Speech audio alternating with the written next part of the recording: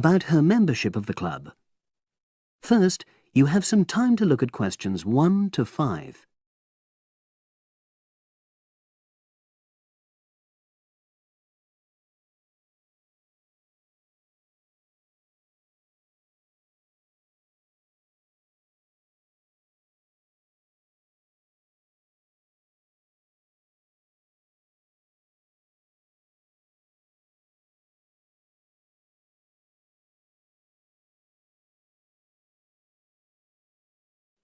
Now we shall begin.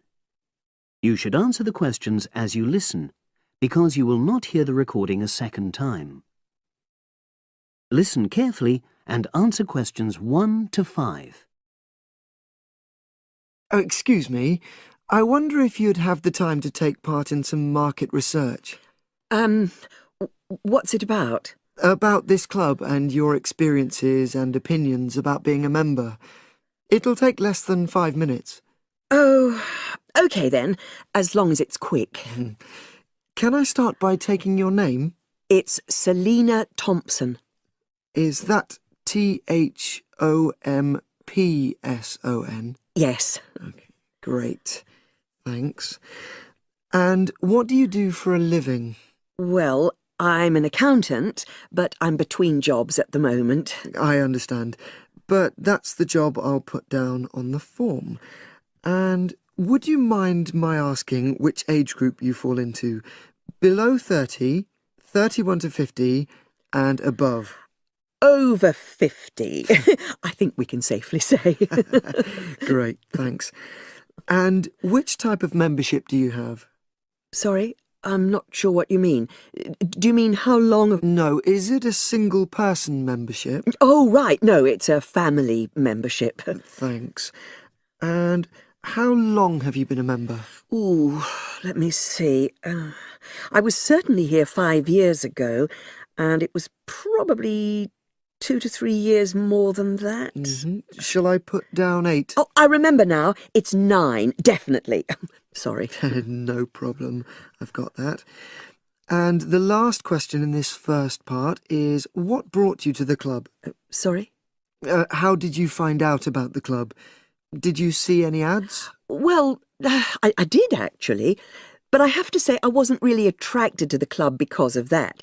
It was through word of mouth. So you were recommended by a friend? Actually, my doctor. I'd been suffering from high blood pressure, and he said the club was very supportive of people with that condition, so I signed up. Great, thanks. Before you hear the rest of the conversation, you have some time to look at questions 6 to 10.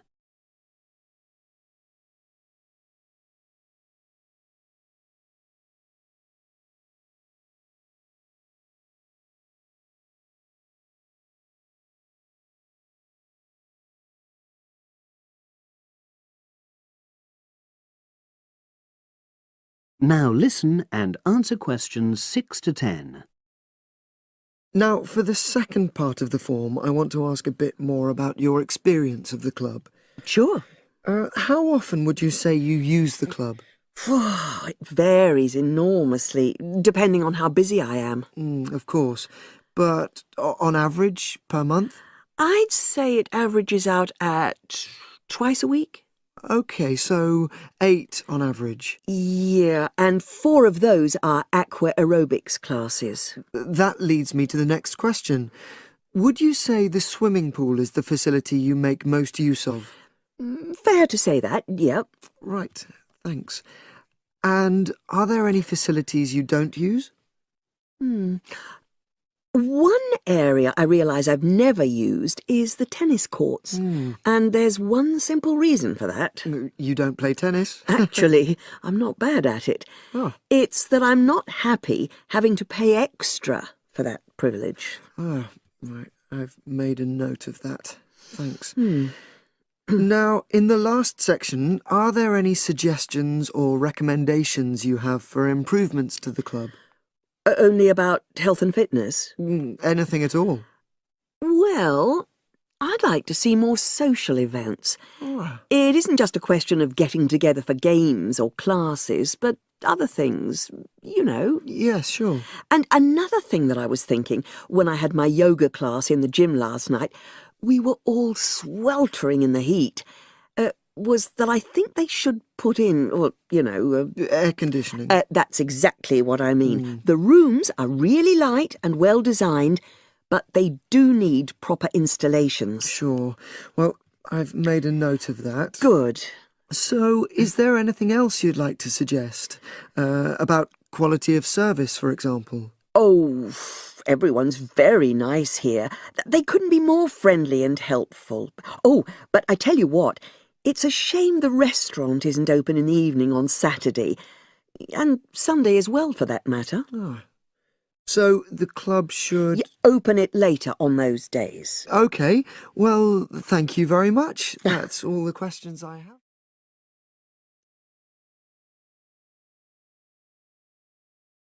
That is the end of part 1.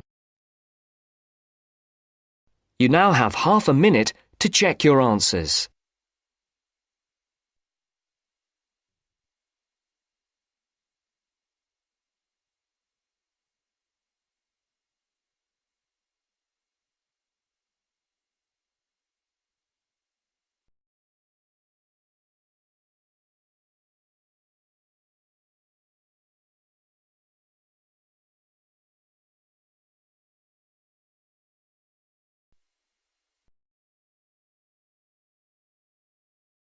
Now turns to part 2. Part 2. You will hear a job interview. First, you have some time to look at questions 11 to 15.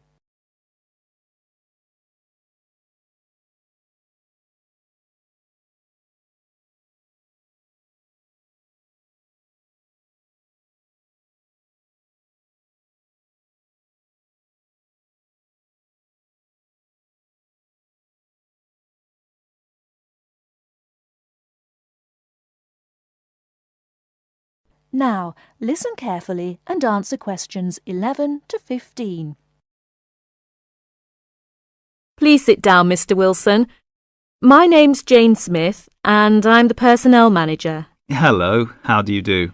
Now, this is just a short preliminary interview.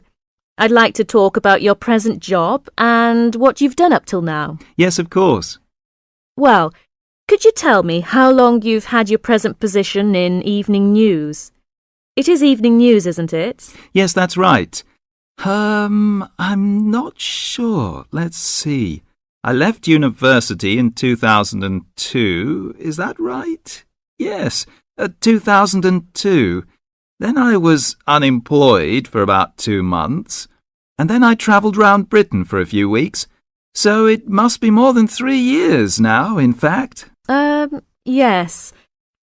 And have you any particular reason for wanting to change your job? I mean, why do you want to move? Well, I actually like my present job and still find it interesting. The salary's okay, so it's nothing to do with money, though you can always do with more. I suppose the thing is that I'm really very ambitious and keen to get promoted, so that's the real reason. You say you like your job. Can you tell me what aspect you like most? Oh dear, that's difficult. There are so many things. My colleagues are quite nice to go along with, so there's a good cooperative atmosphere, and compared to other presses, the working conditions are great. I mean, the office itself is good. Yes. And then there's the fact that as a journalist, I regularly write articles about what is happening at home or in the world. So I have to make decisions. I must be responsible for what I have written. You know, that's what I really like most about the job. They give me lots of room for initiative. Yes. Well, we're looking for someone who isn't a clock watcher and who isn't too concerned about working fairly long hours. Oh, I don't mind that. I'm used to it. I often work irregular hours. I was very often made to work at night.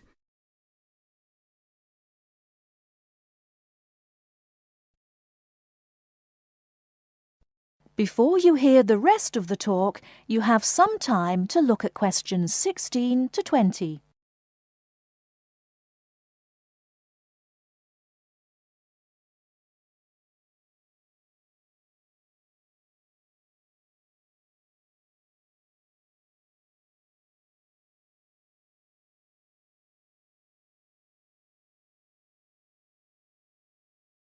Now listen and answer questions 16 to 20.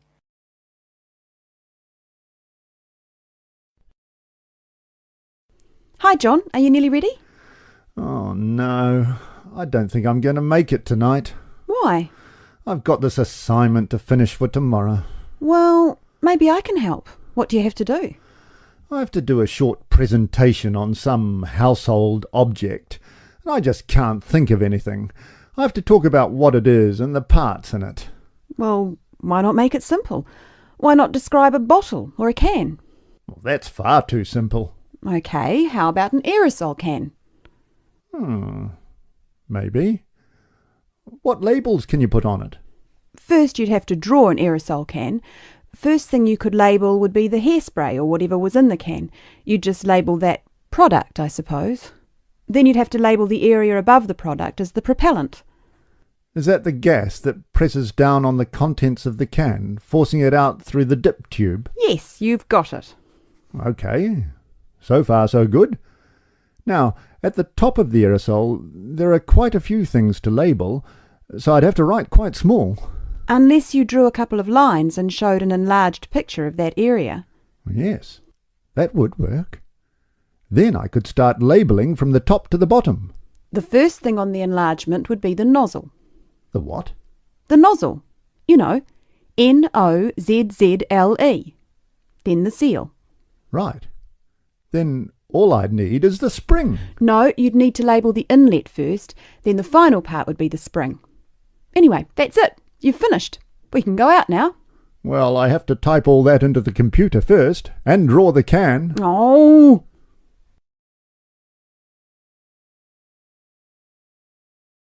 That is the end of part 2. You now have half a minute to check your answers.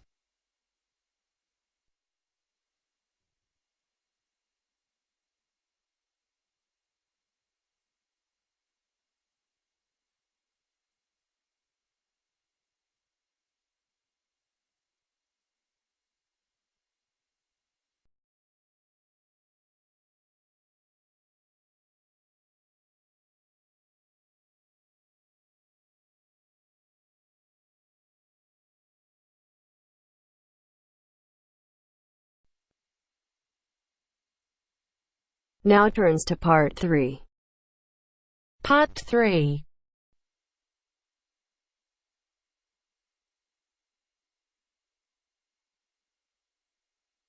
Now turns to part 3.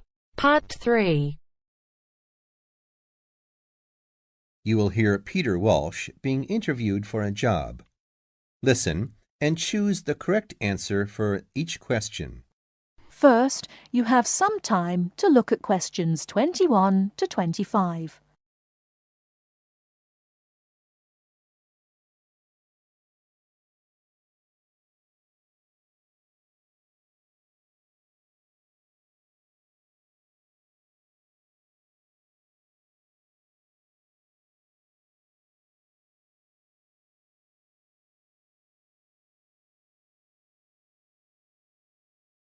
Now listen carefully and answer questions 21 to 25. Joanne! Hi, you must be Rob. Nice to meet you. So, I hear you're planning to visit Australia. Yeah, and I really wanted to talk to you because I was thinking of spending some time in Darwin, and my sister told me you're from there. That's right. So, tell me about it. Well, where shall I start? Well, Darwin's in what they call the top end, because it's right up at the northern end of Australia, and it's quite different from the rest of Australia in terms of cultural influences. In fact, it's nearer to Jakarta in Indonesia than it is to Sydney, so you get a very strong Asian influence there. That means we get lots of tourists. People from other parts of Australia are attracted by this sort of international cosmopolitan image. And as well as that, we've got the same laid-back atmosphere you get all over Australia. Probably more so, if anything, because of the climate. But what a lot of the tourists don't realize until they get there is that the city's also got a very young population. The average age is just 29, and this makes the whole place very buzzy. Some people think that there might not be that much going on as far as art, music, dancing, and so on are concerned, because it's so remote. I mean, we don't really get things like theater and opera in the same way as cities down in the south, like Sydney, for example, because of the transport expenses. But in fact, what happens is that we just do it ourselves. Lots of people play music, classical as well as pop, and there are things like artist groups and writers groups and dance classes. Everyone does something. We don't just sit and watch other people. You said it's very international. Yeah, they say there are over 70 different nationalities in Darwin. For instance, there's been a Chinese population there for over 100 years. We've even got a Chinese temple. It was built way back in 1887, but when a very bad storm, a cyclone in fact, hit Darwin in the 1970s, it was almost completely destroyed.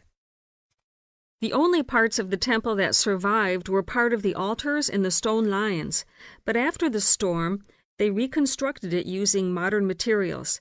It's still used as a religious center today, but it's open to tourists too, and it's definitely worth going to see it. Oh, and as far as getting around goes, you'll see the places that advertise bicycles for hire, but I wouldn't recommend it. A lot of the year, it's just so hot and humid. Some tourists think it'll be fine because there's not much in the way of hills and the traffic's quite light compared with some places, but believe me, you're better off with public transport. It's fine and not expensive. Or you can hire a car, but it's not really worth it. What's the swimming like? Well, there are some good beaches, but the trouble is that there's this nasty creature called the box jellyfish, and if it stings you, you're in bad trouble. So you have to be very careful most of the year, especially in the winter months. You can wear a lycra suit to cover your arms and legs, but I wouldn't like to risk it even so, personally. And there are the saltwater crocodiles, too. I mean, I don't want to put you off. There are protected swimming areas netted off where you'll be safe from jellyfish and crocs, or there are the public swimming pools. They're fine, of course. Before you hear the rest of the talk, you have some time to look at questions 26 to 30.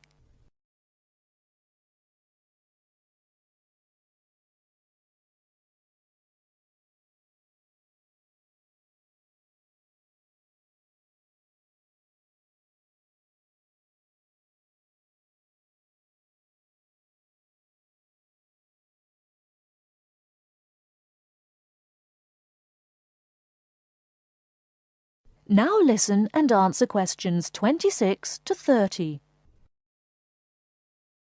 And answer the questions. Please sit down, Mr. Walsh. My name's Jane Swain, and I'm the personnel manager. Hello, how do you do? Now, this is just a short preliminary interview.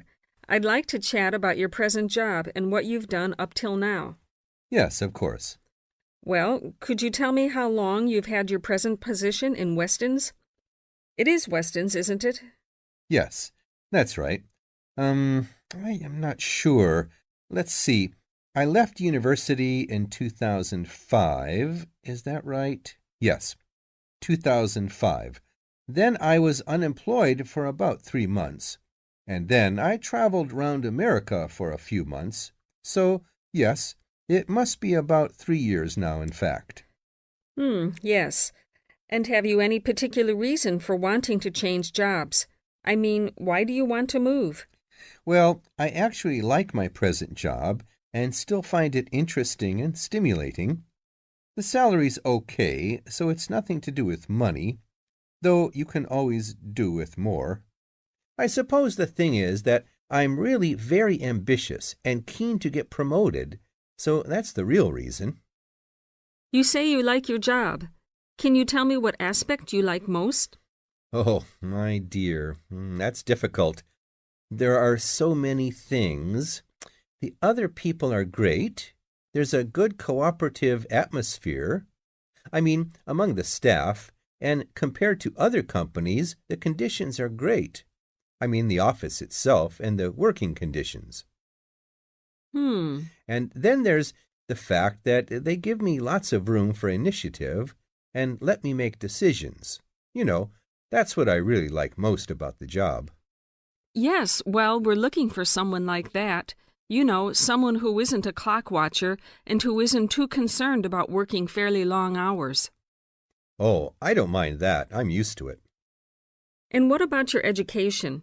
You went to Manchester University, didn't you? Yes. After leaving school, I started a diploma course in design, but I decided to give it up and did an arts degree at university instead. Good. And have you done any courses since?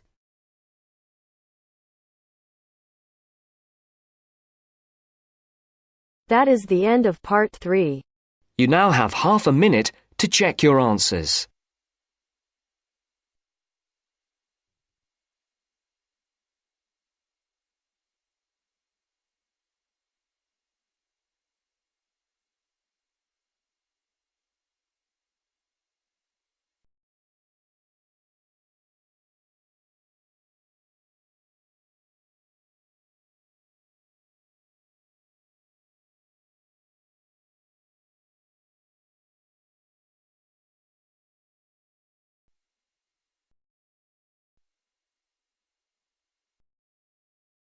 Now turns to part 4. Part 4. You will hear a lecturer talking about dust storms. First, you have some time to look at questions 31 to 36.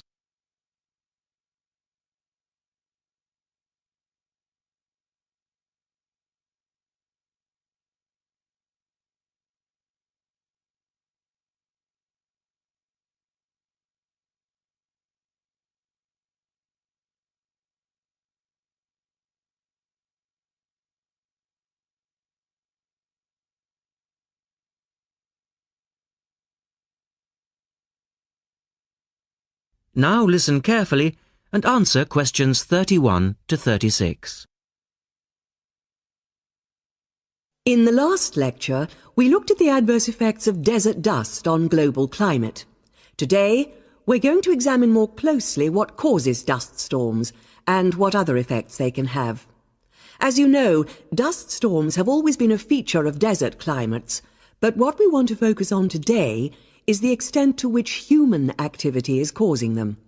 And it's this trend that I want to look at, because it has wide-ranging implications.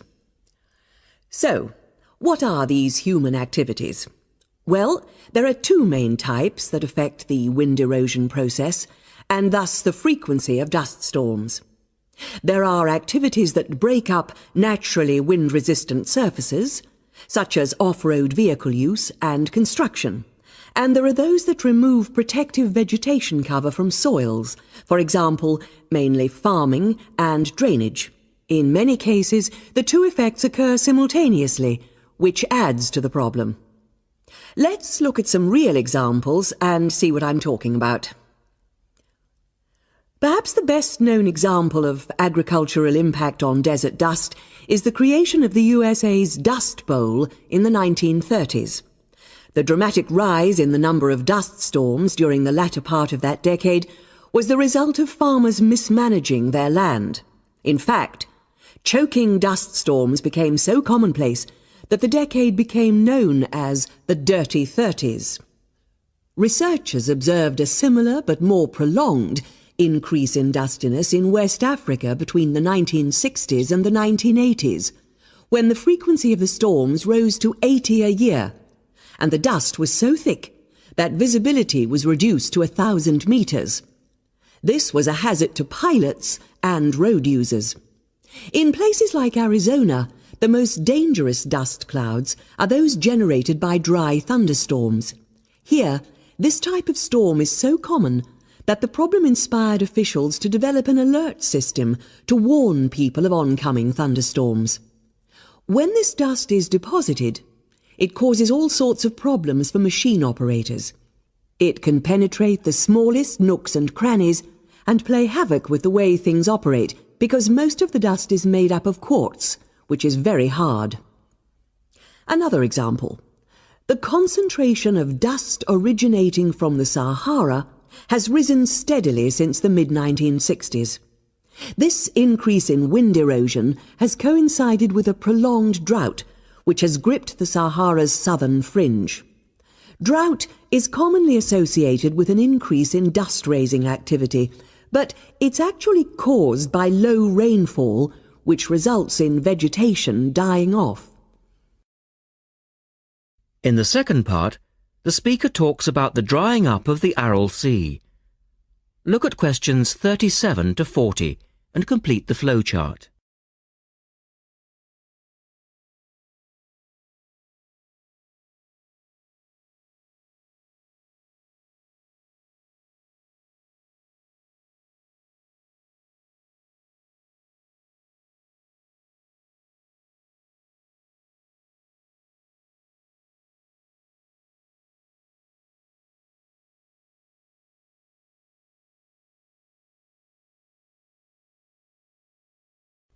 One of the foremost examples of modern human-induced environmental degradation is the drying up of the Aral Sea in Central Asia.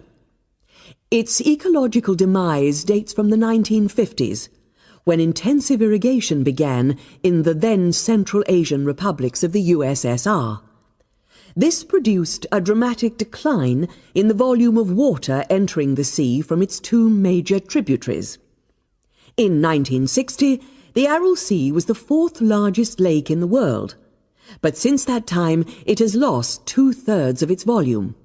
Its surface area has halved, and its water level has dropped by more than 216 metres. A knock-on effect of this ecological disaster has been the release of significant new sources of wind-blown material as the water level has dropped.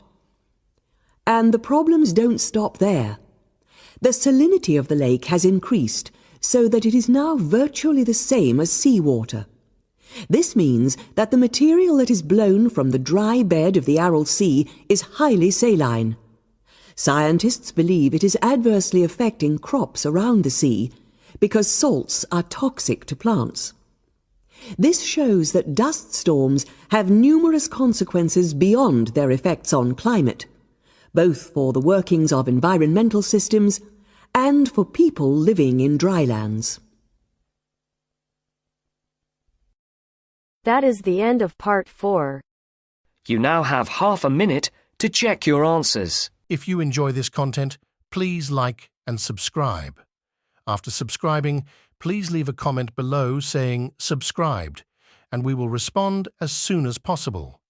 By subscribing, you're supporting our mission to help others achieve their IELTS goals. Thank you so much for your support.